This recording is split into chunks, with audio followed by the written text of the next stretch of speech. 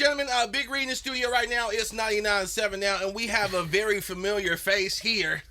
What's up, bro? Man, thank you for having me, man. This is crazy. Are you just going by Myles now or your full name? Myles Parrish, yeah. For sure, the whole thing. All right, got you. Yeah. Now, we heard mobbing. Okay. I seen the remix videos that you've done, that you posted on the gram and stuff like that. Right on. What else have you been doing, bro?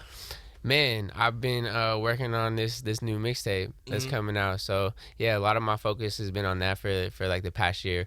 We started in July. Okay. July last year. And so yeah, a lot of my focus has just been right there and focusing on like the writing and the production of it. But yeah, man, it's been a really cool and interesting last year for sure. Yeah. While we're talking about production for a second, a friend of mine, DJ Tussie.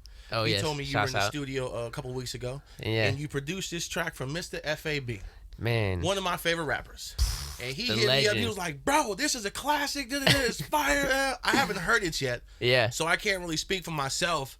But have you been doing a lot of production for people? Man, I have recently more than ever a little bit. And it just kind of happened like organically. I was actually trying to go stop by the Dope Era shop in Oakland to get some like a hoodie or something, and he hit me. He was like, because he was like, oh yes, they'll be there in the morning, and when I pulled up there was nobody there. And so I hit him. I was like, hey, there's nobody over here. And then he was like, oh my bad, I'm at the studio right now, come through. And then I just went over there, and he was like, well, do you have any beats or anything? And I was like, oh yeah. Like, and I started playing some on my phone, and I was like, I was heckin' nervous because I had never met him before. And yeah, it was just crazy to kind of like see him work. But he ended up liking one of the beats that I played, and he was like, oh yeah, send this over to her, right, to Karina, and I'm gonna pull this up right now. And then he made the whole entire song. It was 3 verses, 3 16s, and the hook all in like 40 minutes. It was like all just like kind of freestyled, and I had never seen something like that before. I was just sitting there like, for sure. oh frick. And yeah, it turned out cool, but I'll play it for you for sure. Oh yeah, I get to hear it. Yeah. That's what's up. You feel me? Because I've been thinking about him. Like, I be hitting up Tussie all the time. Like, bro, like, have you heard it? You got it? He's like, no, I ain't got it.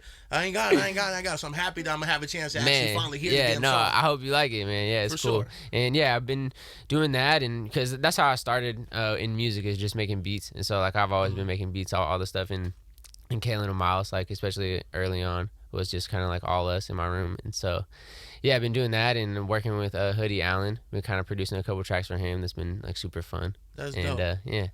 Now, you mentioned Kalin and Myles, you talk about the production and everything like that. Everyone always asks me, like, what happened? Yeah. Because it was just kind of abrupt and everything. I know it's been a while and we're focusing on other things right now, but, like, what are you willing to share with, like, the fans? Because a lot of them are always on tour, like, I don't know what happened. You know, they're sad, they were upset. A lot of people are hella upset that you guys aren't doing music. Yeah. No. Including myself. I don't know if you seen me on tour to advocate. I did, actually. For sure. Yeah.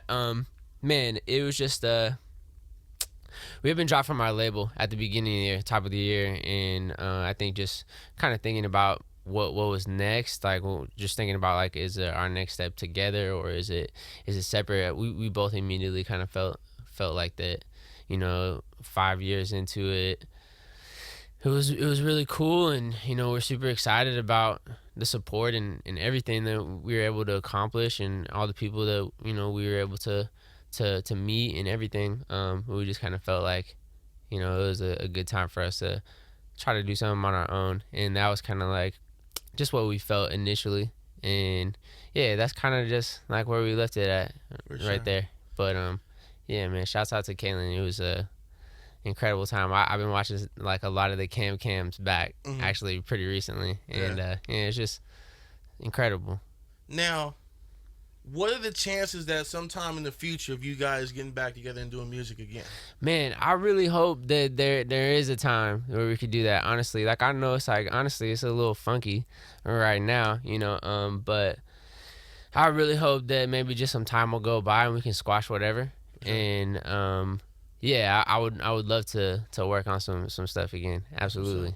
Yeah. I'm pretty sure the Cam fam will be juiced about it. All the fans and everybody will be excited if you guys did have a chance to get back and do some music. It would be amazing. Yeah. But now you got something like to tell the people like that you got coming. I think you just announced it yesterday or something like that. Yeah. So what's popping off? Shoot. This is the new mixtape. It's called Vomac, and it's just like, I think more personal, like just writing style, just kind of like a lot of stories that like I want to share that's more personal to me, and just kind of getting to try something that I've always wanted to do. I teamed up with Dylan from Foolish Ways, and he produced the whole entire mixtape, which was cool to just kind of like be there and like in the studio and just like create the beats with him and just let him do his thing, and just kind of combining more instruments, more music into the music this time. And then, Dylan's from out here, so he definitely understands like, the energy in the Bay Area. For sure. And so like him just bringing that to it as well. Can we expect, because you did a 2006 track not too long ago, which is dope. Yeah. Can we expect some hyphiness on this? Man, it's in spirit. Sure. It's hyphy in spirit is what I would say. But a lot of the stuff, it's like a lot of guitars and like organs and pianos and stuff. But I think there's definitely some hyphy in spirit underneath it all. But still making beats and stuff like that as well. But for this project, I think you'll hear one of those like a mobbing would kind of stick out on it. It's just like with Dylan's production, it all kind of just like, I don't know, it goes together. You know what I mean? Do you have a favorite track on the project? There's a couple that I go between. There's one called Cut a Rug that I really like a lot, and then there's one called Stand For You that is just like definitely more special. For sure. Yeah, but those are my favorite on there. But yeah, man, I'm super excited to share it, and I've been working on it for like since July. Yeah, and it's cool that we're finally here. Yeah, for sure. Putting some time and some effort into it. Yeah, working on it. Absolutely. I'm excited to hear it and hear like the different sound. It seemed like it's gonna be something different that your fans aren't used to hearing from you per se. Yeah, maybe a little bit. It kind of reminds me of like there's a song we had early on that we did with Benji called No Ordinary Girl. It's kind of like maybe more out of that a little bit. It's like guitars, but it still kind of has like some drums to it that are moving. But yeah, so maybe a little different, but I hope not too far off. You know what I'm saying? So yeah. Now, a lot of your fans, they're online, they're on Twitter, they're like, when they're gonna see you. Yeah. Do we got some shows? Do we got some stuff popping up? Do we got something happening? We're trying to work on something, so definitely stay tuned, like real tuned for that. But yeah, we're trying to work something out for this summer for sure. And definitely something at home in the Bay, right? Absolutely, yeah. No, we definitely gotta show the Bay some, like, that's where the energy is at. That's where I get on mine from. So we definitely gotta get something going. Now you moved down to SoCal, right? You've been out there for a minute. Yeah, I think we've been there for like the past 2 years. I want to say, yeah. What's the biggest difference between being down in SoCal and being home in the Bay? We know it's home. We know this is where you're from and everything like that. But what else are the tacos whack in LA? Or Man. You feel me? Don't say that. No, honestly, like I'm very proud to be from the Bay Area, but I don't know if I just haven't gone to the right taco spots out here yet. I think the taco spots that I've been here are pretty good, but you finna hate on the tacos in the Bay, bro? I'm not trying to hate, but in LA, there's a couple different spots that we go to. They're just crazy for sure. But I think biggest difference to me is just vibe. A little bit. I don't know if it's just personal to me, but like I feel more like relaxed and like inspired when I'm up here, and it's like just kind of like maybe the opposite sometimes when I'm down there. But man, it's beautiful down there. The sunsets are crazy, like almost every day. And I really like that part, and just being closer to the water where I'm at there. But yeah, I think just biggest difference for me is vibe, for sure. For sure. Yeah. I want to just shoot off a couple of random questions for you. Yeah. Throughout your career in music, what's the craziest moment so far? Was it a show? Was it something that happened backstage? Was it I don't know, stage diving, nobody caught you. Man, yeah, there was a time in Buffalo where it was just like too big of a gap from the stage to the crowd to do that. It? Oh no, I did it, but like I think I was just running too fast and I just kind of like skimmed across the top of people and we all went down. Damn. This is in Buffalo and I was just scared that somebody was going to get like trampled on because there was a girl that like I landed on and she was all the way on the ground and I was trying to pick her back up before it like closed in on us and that was like, I don't know, that was scary. Is there video of that? Yeah, there is actually. And yeah, so, but I don't know if that's like the craziest part, but yeah, just since you said stage diving, I'm trying to think,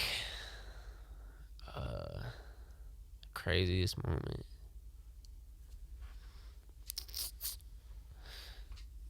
I mean, we had told this story before, but one time there was a girl that was following us like from my house, like down on the freeway to this coffee shop, and then all the way back to our house, and like ended up in like the court that I used to stay in. Which was like kind of interesting because like we saw her on the freeway and we were looking at her like, oh dang, like who's this girl over here? She's kind of cute, like whatever, like that. And then like we ended up seeing her in the coffee shop and it was heckin' random. We were like, dang, that's a girl we just saw on the freeway. Whoa, that's crazy. We should say what's up to her before we leave. And then we left and she wasn't there. And then we get back to my court and then she was like sitting in my court and we were like, heck, we were like kind of freaked out, like, wait, what happened? And then she had ended up, I think she had been listening to the music and so we ended up just saying what's up to her. But sure. Yeah, that was like kind of like a cool moment like that. But man, honestly, I just think collectively, just looking back at it now, like I said, you kind of was watching the cams and just seeing what it was like.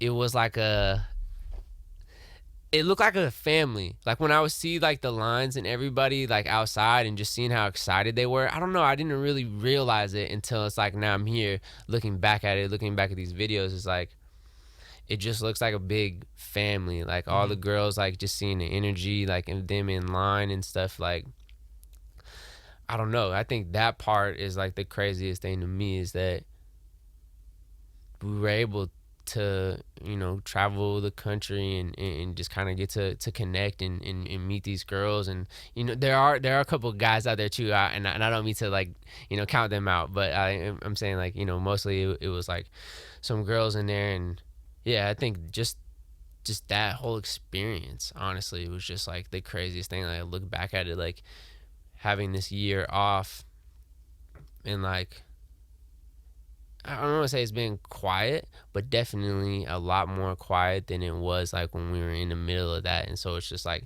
it's crazy to look back at it now when I'm just kind of like, I've been like kind of chilling for the past year. Yeah. And just when I see the videos, I'm like, wow, I can't believe that happened. You know, that was something that was going on. And yeah, just seeing the family part of it for sure. Do you have any regrets? I would say maybe like not taking so much control over the creative process. And because like I think from the beginning, like I loved writing and producing everything. Like I had a vision on how I wanted it to sound and everything. And I think then as we got on later, you know, if Kalin like had an idea for something, it was harder for me to like try to accept the idea. And so I think that I wish I was more open to his ideas like on the music, because I think looking back at it in the long run, I think that kind of created just like some weird little tension between us, because like, I don't know, I'm sure he was always just like, you know, oh, just let him do his thing. Like, you know, he wants to do it all. Like, it's whatever. Like, but like, I wish I was more open to like, you know, his creative side, because he, you know, he did bring a lot of great ideas as far as like melodies go. For sure, were like super crazy, and like the run stuff, because I don't know R&B like that, but you know, that's something he did very well. And I think just being more open to that in his writing. Yeah, that's what's up. That's dope. Mm-hmm. Now, this mixtape. It's a mixtape, right? Yeah. Mixtape. Dropping when? This drops May 12th. May 12th is when it's coming out. Now, So you know, it's a lot of competition dropping on May 12th. okay. You got Harry Styles dropping this album the same day, bro. I did see that. It's funny because like we've been talking about this day for so long, just kind of like in the timing of it. But yeah, I just saw that coming out, and I don't know. I think it's cool. I think Harry's tight, and like I like the first song that he dropped, "Sign of the Times." Yeah. I think it sounds tight, and so I don't know. I think it'll be okay. Yeah, absolutely. But who else is dropping that day? Do you know anybody else? Or I know that's Harry the main one. Yeah. I was like, Harry For Styles sure. dropping his album that day. Yeah. No, I think it'll be cool. I'm excited to hear that as well. That's dope. Well, thank you for coming back. You know 997 already shows you love, bro. I appreciate it, man, every time. Yeah, so you know, from headlining the Summer Splash stage to doing, man, I still got footage there, by the way. Just want to put that out there. man, that was intense. I'll never forget that. Yeah. Never forget that. Right here, home in the Bay, Great America. That was dope. Thank you so much. Well, Yeah. thank you for coming through, bro. No problem. Thank you for having me. You. Yes.